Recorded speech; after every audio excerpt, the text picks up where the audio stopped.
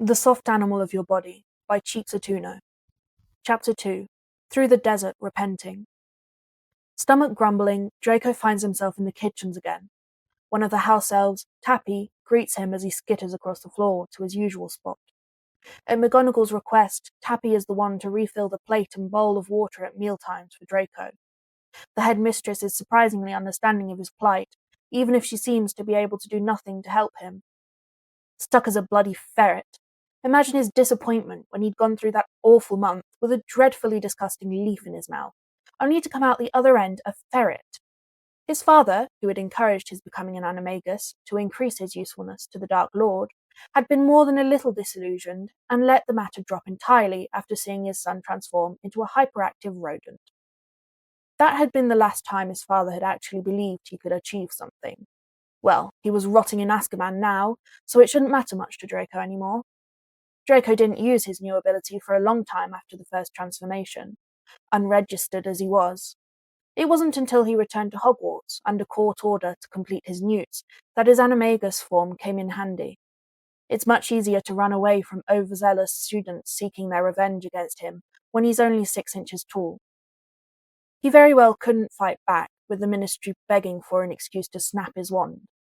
After a few close calls, Draco has even come up with a charm to keep his clothes on his human body, so that when he changes back, he wasn't stark naked in some empty corridor. His current predicament happened on the last day before the Christmas holidays. He'd received a letter from his mother stating that she had moved to one of the Malfoy estates in France that hadn't been seized by the Ministry as reparations. She would not return to the manor nor Britain, and Draco could not come visit her because he was forbidden from leaving the country for the next 5 years as part of his parole. It's not as if he wanted to return to Malfoy Manor either, especially not alone. That place had stopped being a home years ago. So in the face of a long holiday alone in a hostile castle, Draco had turned himself into a ferret in an effort to ignore the bitter feelings the letter brought out. At first it was easy, fun even. Draco had found a crack in a wall behind a tapestry, which led to an abandoned classroom during one of his many escapes from vengeful students. It had taken a while for Draco to fix it up and outfit it for his comfort, but it was well worth it. The room was now filled with tunnels and soft things for him to sleep on. Draco kept stores of dried meats and fruits to snack on. He rarely spent his free time nowadays as a human unless he was dragged along by Pansy and Blaze. So the first few days of the break were nice. He spent all of his time as a ferret, his mother's letter forgotten. His loneliness forgotten. His regret forgotten. Until he tried to shift back and couldn't. It took him the rest of that day to track down McGonagall. A tirade of squeaking and careful interspecies charades led the headmistress to realize that the panicked animal in her office was indeed a student. She'd done all she could without alerting the Ministry that he was an unregistered and very much illegal animagus. Something Draco was confused by, but eternally grateful for. Unfortunately, nothing she'd tried had worked. It's now the first day of the new term, and he is still scurrying around on all fours. The only plus is that McGonagall has instructed Tappy to take care of Draco's food needs, so he at least gets to feast on rich meats and crunchy vegetables. Unfortunately, now that students have returned, he has a lot more careless feet to avoid when travelling.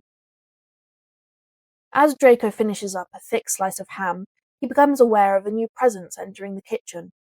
"Oh, there you are." "Well, if it isn't the Golden Boy himself," Draco grouses. Getting caught by Harry Bloody Potter last night hadn't been a high point, but he had been in the dorms, hoping to catch a glimpse of his friends, considering revealing himself to them. It was that blasted sickle cake that distracted him, though. It's his favourite dessert, and Potter just happened to have it, which didn't track at all. Potter always seemed to gravitate towards the sweetest desserts possible, so Draco only thought it fair to relieve him of something that he wouldn't like or be able to appreciate. Letting the saviour pet him like a common animal was a temporary lapse in judgment. It isn't his fault it's been so long since he's let someone touch him affectionately, since someone has wanted to. However, that longing is far from Draco's mind as he's suddenly and unceremoniously wrapped in a garish red scarf and held up to face Potter. "How did you end up all the way down here? And why? And with your own plate, too." Potter laughs to himself about this. The scarf wrapped around his body is horribly effective in keeping his paws trapped against his body and covering Potter's own hands, so biting is useless. "Put me down, you idiot!" Draco furiously squeals, thrashing around in Potter's hold, only slightly concerned about the fall if he actually breaks free. Anything to be away from him. Predictably, however, Potter can't understand Draco. The sounds he makes only make the tense smile on the other's face grow more relaxed. "You can't bite me if I call you cute now. I don't know why you're so angry, but it isn't helping you beat those allegations."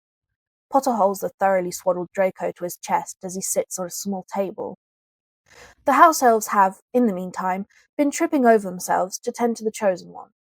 The table is already laden with food and 2 goblets, one filled with water and the other with pumpkin juice. Potter proceeds to eat one-handed, the other holding Draco, who's still trying to wriggle free. Between stuffing his own face and trying to bribe Draco with scraps of food, Potter begins to talk about his day. "It's a shame atheists can't join the Quidditch teams. I mean, I kinda get why, but still. I just chased the snitch around a few times and I just feel a lot better. It's been a while since I've been able to just enjoy myself like that. It was nice. Simple. I haven't had simple in a while." He trails off. Draco has since stopped struggling, so the Golden Boy isn't enjoying his post-war life as much as everyone suspects. For some reason, Draco is glad for this, and immediately feels guilty. God, hasn't he caused enough suffering in Potter and others as it is? Now he has to be glad that people are just as miserable as he is. Now that he really looks, Potter seems tired, and the skin around his eyes is tight with frustration. He's slumped over slightly, and the mess of hair on his head isn't just windswept from his time on the broom. Upon closer inspection, his dark hair is greasy and slightly knotted in some places, as if he hasn't been taking proper care of it. In his observation, Draco misses whatever Potter said last, but vibrant green eyes are locked onto him as if waiting for a response. Draco cocks his head to the side in question. The Gryffindor lets out a huff of a laugh. "It's so weird how you do that, like you actually understand me. Hermione's gonna think I'm more mental than she already does. Would you come to class with me? I like talking to you, as pathetic as that sounds." At this, Draco panics. Just because Potter thinks he's just a mere ferret, Draco knows he isn't. Draco also knows that Harry Potter would never want to hang out with Draco Malfoy.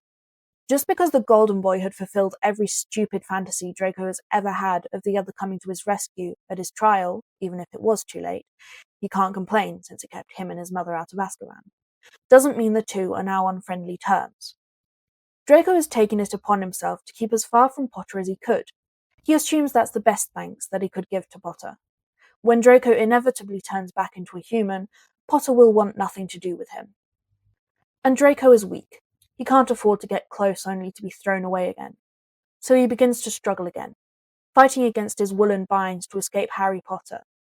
The other seems to finally take the hint and begins to unravel the scarf that kept Draco in his hold. The second Draco can, he leaps from Harry's arms and lands clumsily on the stone floor of the kitchens. Glancing up, despite his poor eyesight as a ferret, he can make out, in devastating quality, the broken look on Potter's face. His brows are pinched and his lips look moments away from wobbling. Draco doesn't know what to do with this expression, so he does what he does best, and runs. The rest of the day left Draco plagued with misplaced guilt. Surely if his refusing Potter's company made him look like that, it would be only right to put his own ego aside and spend time with the man. But the thought of cavorting with Potter, all while the other is unaware of his true identity, leaves a sour taste in his mouth. But are his own morals worth isolating Potter even more? They've hardly ever done him any good in the past. And despite Draco's active avoidance of the Gryffindor in their first term, Draco has kept an eye on him. Years of habitual watching Potter are decidedly hard to get rid of, and now that all the distractions of the Dark Lord are gone, Draco can watch him with a familiar longing he hasn't allowed himself to feel since 4th year. Even when Potter is surrounded by his friends and well-wishers, there's a distance there. Harry isn't as tactile as he used to be, his laughter is quieter. He seems to zone out more often than not in crowded settings, gaze going unfocused. Draco really should have seen sooner that Harry Potter isn't faring as well as people think. But Draco had also assumed that the other members of his golden trio would help him through it. Maybe he'd been wrong. Maybe they aren't able or willing to help Potter through his emotions. Maybe Potter himself isn't willing to let them. Merlin knows Draco himself doesn't let Pansy near him if he feels she's on one of her "let's talk about your trauma" moods. Even though Draco craves, more than anything, a friendly touch, he can't ask his friends. Pansy and Blaze have never been much for physical affection anyway. Draco himself hadn't realised how much he treasured what little he was given, until he was faced with its absence. A warm hand on his shoulder from Blaze, sharp nails scratching softly at his scalp, head in Pansy's lap as she filled him in on the latest gossip. But Draco simply doesn't feel worthy of their affections anymore, at least not worthy of asking for more than they are already giving, and it seems like they're trying to give him space. Whenever Draco sits near them, skin itching for contact, his throat contracts and he thinks of the stain on his forearm, of the pain he'd caused others, of the fear of rejection. He always swallows down his request and lets his skin buzz with want. So much of the touch he receives nowadays is filled with malice. It's with thoughts of his own need for kind touch and concern for Potter that finds Draco following a pair of Ravenclaw 8th years into the common room and dashing from corner to corner until he locates Potter's room. When he arrives, it's empty, so Draco takes the time to settle under the bed he remembers the dark-haired boy using last time. It's unsurprisingly filthy. The elves are only permitted to do so much in student dorms. The 8th years are lucky enough to be few enough to warrant only a single roommate. Potter's roommate is, of course, the Weasley, who is also missing at the moment. Some old urge to tear up something belonging to the ginger rears its head momentarily, but it vanishes quickly. Draco has lost much of his classism, watching the Dark Lord destroy his home and riches without care. His status and wealth hadn't protected him like he'd always been told they would. He really can't find reason to keep up with those beliefs outside of habit, and being mean to a Weasley won't get him the gentle touch he so craves from Potter. The sudden appearance of voices outside the door brings Draco out of his ruminations. It's bloody mental that they're allowed to assign this much work as soon as we get back. That would be the Weasley complaining. He enters the room first and immediately flops onto his bed, kicking his shoes off into some corner. It's only a 12-inch essay due by the end of the week, Ronald, Potter snarks, clearly imitating Granger. Ron barks a laugh from across the room as Harry takes slightly more care in removing his robe and shoes. Neither have noticed Draco yet. I don't even know how I'm supposed to find that much to say on a single potion. Here are the ingredients. Someone made it, and it got banned from being made, 2 years later? Mate, that's already more than I remember from Slughorn's lecture, Weasley groans. The two continue to talk about classes. However, Draco's stomach has dropped. Harry looks perfectly fine. Here he is joking around and focusing on his schoolwork. Whatever emotional torment Draco thought the other might be going through was clearly his own projection. Here Draco thought that he could act as some sort of companion to Potter and receive the positive physical affection he so craved, until McGonagall figured out a way to return him to a human. But Draco obviously isn't needed. Nothing new there, he thinks bitterly. Draco resolves to wait until the two have fallen asleep to make his escape. Weasley is already heading to the ensuite bathroom, a luxury afforded to each room in the 8th year dorms, so the Slytherin figures he doesn't have much longer to wait. That's until a pair of green eyes and a mop of dark hair fill his field of vision. Potter is crouched down on the ground in front of his bed, grinning widely at Draco, despite the dust now swirling because of his sudden drop to the floor. You came back. Draco is tempted to run, but at those words, breathed out so softly, Draco loses the will.